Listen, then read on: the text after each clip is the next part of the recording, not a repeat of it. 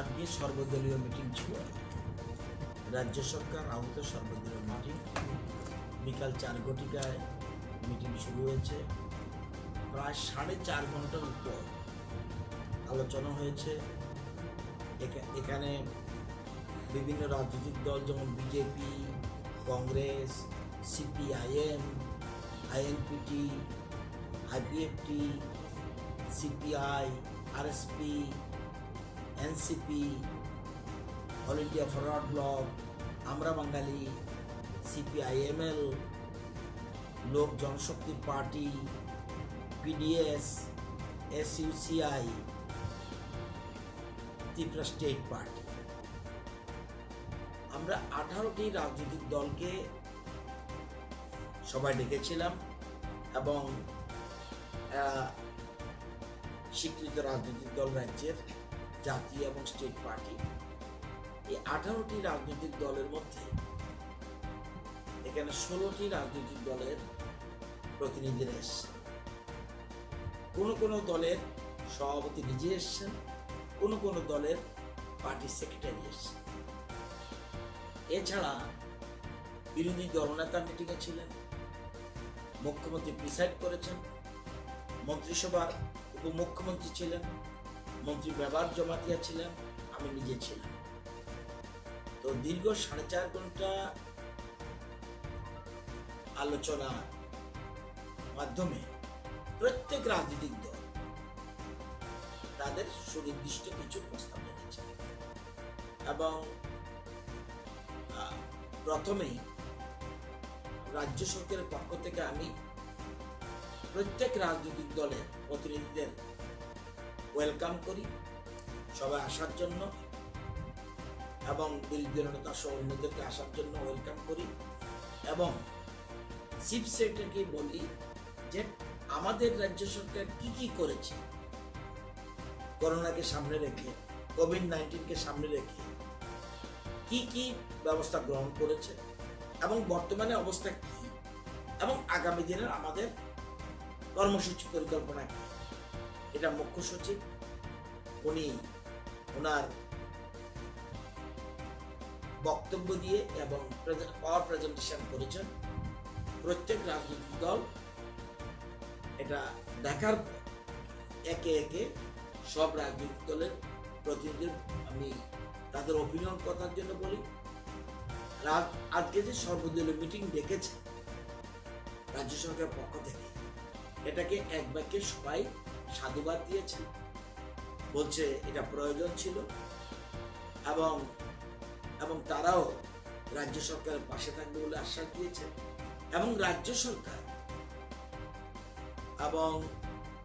সরকার যা পদক্ষেপ গ্রহণ করেছে তারা এটার ভূয়সী প্রশংসা করেছেন এবং করোনা মুক্ত স্টেট ডিক্লেয়ার করার ক্ষেত্রে আমাদের যে রাজ্য এক ধাপ এগিয়েছে, এই জন্য এটা নিশ্চয়ই সাধুবাদ দেওয়ার কথা। তারপরেও ওনারা কিছু বিশেষ ক্ষেত্রে ওনাদের বক্তব্য রেখেছেন।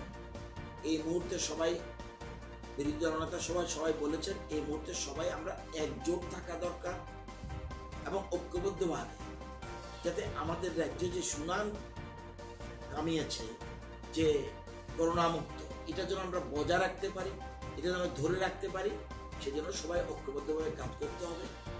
তারপরে ওনারা কেউ লিখিত এবং মৌখিক কিছু সাজেশন রেখেছেন এবং কিছু প্রস্তাব সত্যিই সুন্দর, সেগুলি ওরা তুলে ধরেছেন বিভিন্ন বিষয় নিয়ে এবং পরবর্তী সময় মুখ্যমন্ত্রী ওনার বক্তব্যে কি আরো ডিটেলস বলেছেন এবং আগামী দিনে যাতে আজকে থেকে আমরা সবাই ঐক্যবদ্ধ লড়াই করতে পারি এই জন্য বলেছেন।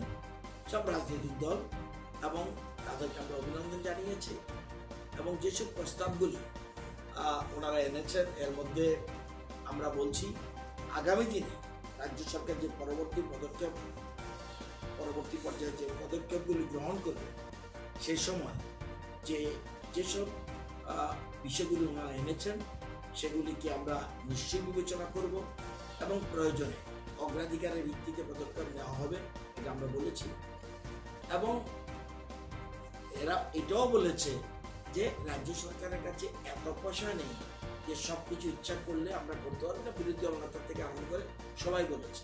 কিন্তু লকডাউনের পরে এবং এই করোনার মুক্ত টোটাল এটা কবে পর্যন্ত পারবে পৃথিবীর কোনো বিজ্ঞানী, কোনো বিশেষজ্ঞ এখন পর্যন্ত বলতে পারেনি।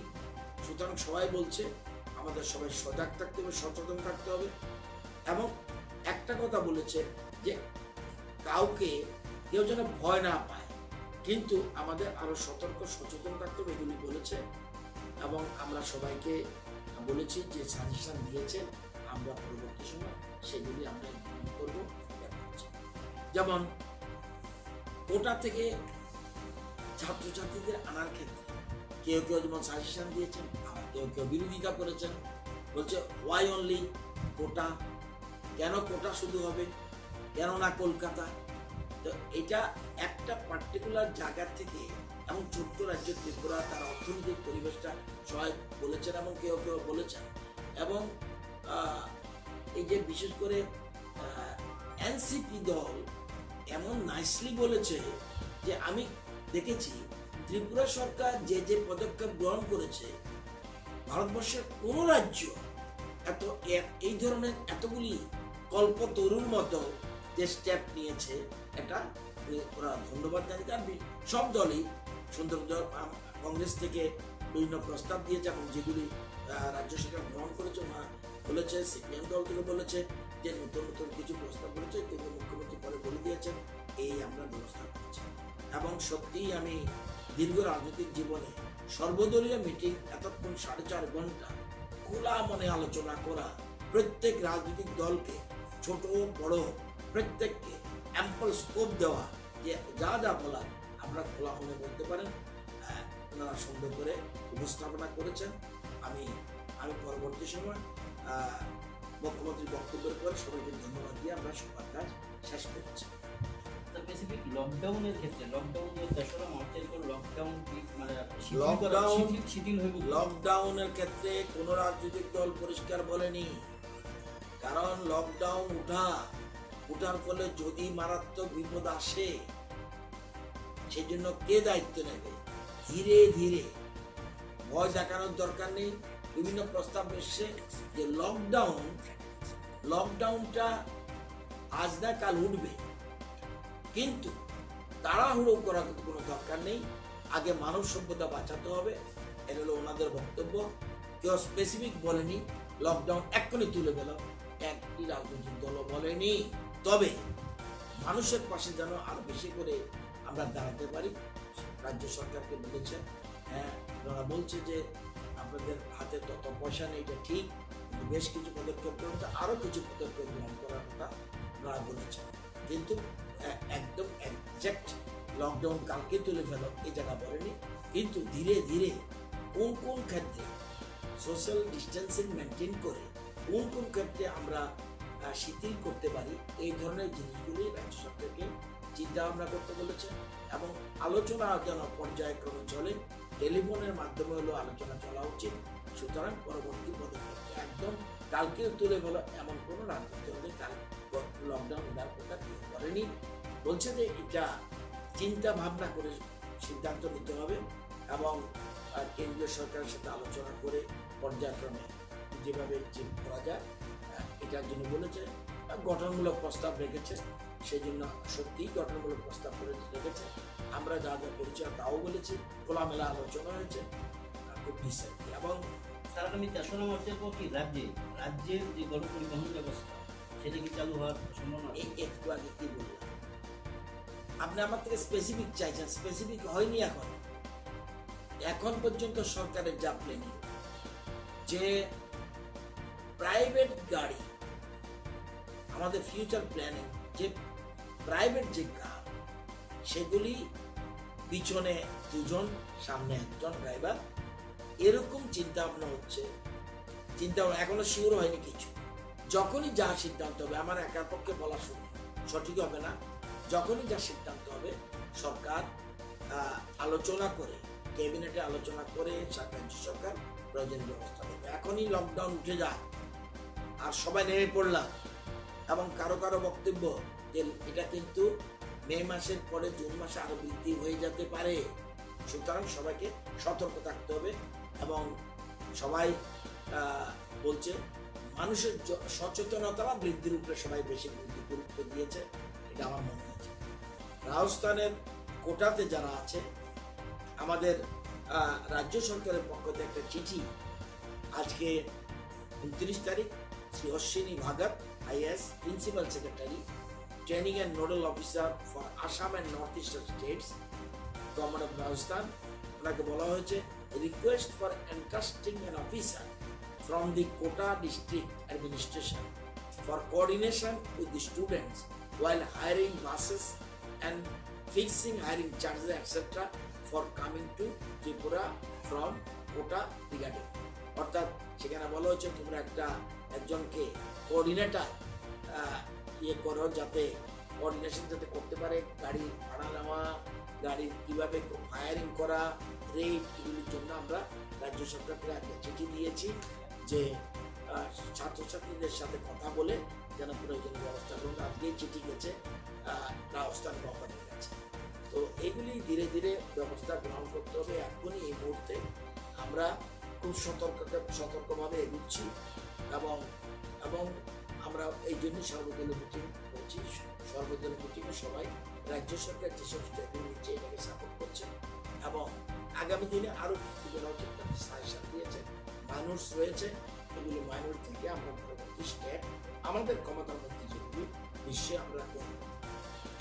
আজকে টোটাল রাজ্যে হোম সার্ভেলেন্সে রয়েছে 231 রাজ্যের সারা রাজ্যে, এবং ইনস্টিটিউশনাল কোয়ারেন্টাইনে রয়েছে 76 জন। টোটাল পার্সন আন্ডার সার্ভেলেন্স অর্থাৎ হোম অ্যান্ড ইনস্টিটিউশনাল কোয়ারেন্টাইন যেটা, সেটা 207 জন মোট, এবং টোটাল স্যাম্পল কালেকশন হয়েছে 4677, এবং টোটাল স্যাম্পল টেস্টেড 4613। ফিগার আগেরটাই ছিল পজিটিভ, এটা নেগেটিভ হয়ে গেছে, সুতরাং পেশেন্ট রিকভার্ড। এই হলো টোটাল পরিস্থিতি, এবং আমরা সব দিকে লক্ষ্য রাখছি। এবং পাশাপাশি কিছু কিছু প্রস্তাব এসছে প্রাইভেট চেম্বার সরকারের, এটা সরকারও চিন্তা ভাবনা করেছে যেসব ডাক্তারবাবুরা প্রাইভেট চেম্বার ছিল সেগুলি খোলার ব্যবস্থা করা যায় কিনা, এসব প্রশ্ন উঠেছে। আমরাও এই ব্যাপারে সরকার আগে থেকে সিদ্ধান্ত নিয়েছে, প্রাইভেটকে রিকোয়েস্ট করব। প্লাস যারা রিটায়ার্ড ডক্টর তারা এই সময় যেন এগিয়ে আসে, সরকারের পাশে দাঁড়ায়। আমাদের তো হিউজ ডাক্তার নেই, কিন্তু যারা রিটায়ার্ড হয়ে গেছে তাদের মধ্যে যতটুকু আছে, কেউ পয়সা নিয়েও করতে পারে, কেউ পয়সা ছাড়াও করতে পারে, তাদের সার্ভিসও আমরা চাইছি আজকে। এবং আমরা জানেন ওপিডিটা খোলা রয়েছে আইজিএম হসপিটালে। আজকে 1119 জন পেশেন্ট, অন্য রোগের, তারা নিউ রেজিস্ট্রেশন। আজকে টিএমসি হাঁপানিয়াতে 393 জন, এজিএমসি মানে জিবি হসপিটালে 562 জন, এবং মেডিকেল কলেজ আইএলএস হসপিটাল 15 জন, এরা আজকে ওপিডিতে ট্রিটমেন্ট হয়েছে। তো এবং খাদ্য সামগ্রী যেটা আছে রাজ্যে ভালো স্টক রয়েছে। রাইস বর্তমানে রয়েছে 76 দিনের রাইস আমাদের সরকারি গোডাউনে রয়েছে, এবং বেসরকারিভাবে রয়েছে 19 দিনের, অর্থাৎ বাজারে 19 দিনের চাল স্টক রয়েছে। প্লাস সরকারের যে এগুলি আছে গোডাউন, সেখানে 76 দিনে রয়েছে। আটা সরকারের কাছে রয়েছে 80 দিনের আটা, প্লাস আটা মার্কেটে রয়েছে 8 দিনে। এছাড়া চিনি 42 দিনের সরকারের কাছে, চিনি 42 দিনের রয়েছে, এবং মার্কেটে রয়েছে 32 দিনে। এছাড়া লবণ সরকারের কাছে রয়েছে 14 দিনের লবণ, এবং মার্কেটে রয়েছে 17 দিনে। মসুরের ডাল রাজ্য সরকারের কাছে রয়েছে 17 দিনে, এবং বাজার রয়েছে 20 দিনে। এছাড়া অনিয়ন, এটা সরকারি গোডাউনে নয়, পেঁয়াজ 11 দিনের রয়েছে মার্কেটে, আলু 28 দিনের মার্কেটে রয়েছে। এছাড়া বিশেষ করে ডিজেল 7 দিনের স্টক রয়েছে, এবং পেট্রোল 9 দিনের রয়েছে, এবং কেরোসিন অয়েল, যেটা কে অয়েল, এটা 9 দিনের রয়েছে। আর এলপিজি আমাদের স্টক আমাদের লাগে 11,000 মতো, আজকে রয়েছে 18,490। তো সুতরাং খাদ্য সামগ্রীও যথেষ্ট স্টকে রয়েছে। তো এই হলো টোটাল পিকচার। তো এগুলি আমরা চিন্তা করছি। কালকে আমরা শিক্ষা ক্ষেত্রে আমরা কি কি করতে যাব, কালকে আপনাদের কিছু অবহিত করব। কিছুটা আমরা মিটিং করেছি, কিন্তু সবটা এখনই আমার কাছে নোট নেই। এগুলি কালকে বলবো আমরা কি কি স্টেপ করতে যাচ্ছি ধীরে ধীরে। এবং লকডাউন না খুললেও না উঠলেও আমরা শিক্ষাক্ষেত্রে বাড়িতে রেখেও কিভাবে আমরা ধরুন কোনো শিক্ষককে বললাম যারা আছে তার বাড়ির কাছে যেসব স্টুডেন্ট রয়েছে তাদেরকে যদি আমরা প্রত্যেক টিচার যদি বাড়িতে 5 জন করে আমার করে, তাহলে বিরাট সংখ্যক ছাত্রছাত্রী উপকৃত হবে। সেইভাবে আমরা আহ্বান করছি। তবু কালকে আমি ডিটেলস শেখাতে রাজ্যের বাইরে স্টুডেন্ট কতজন আছে মোটামুটি কোনো আইডিয়া আছে? এটা কোনোদিনই কোনো সরকার এভাবে বলতে পারবে না। ডেটা আছে না, নেই। আমার ধারণা রাজ্যের বাইরে ছাত্র ছাত্রী চিকিৎসা কাজে যাওয়া বা রাজ্যের বাইরে হোটেলে কাজ করা বা বিভিন্ন রকম কাজে যুক্ত হওয়া বা অন্য কাজে রাজ্যের বাইরে রয়েছে, আমার মনে হয় কমপক্ষে 30 থেকে 40,000 কম হবে না। তো এখন যদি কাউকে বলা হয় সবাইকে সরকার নিয়ে আসো, এটা এখানে সরকার কেউ কেউ বলেছে, কিন্তু যখন এর মধ্যে অনেকে বলছে না এটা কিভাবে সম্ভব, যে তো সরকার আনলে তো শুধুমাত্র ছাত্রকে আনবে, তাহলে ওটার ছাত্রকে আনবো। আবার আরেকজন ছাত্র বলে আমাকেও আনতে হবে। এই আমার কাছে দিয়ে গেছে টিপসে প্রায় বেশ কিছু তারা ট্রেনিংয়ে গিয়েছিল।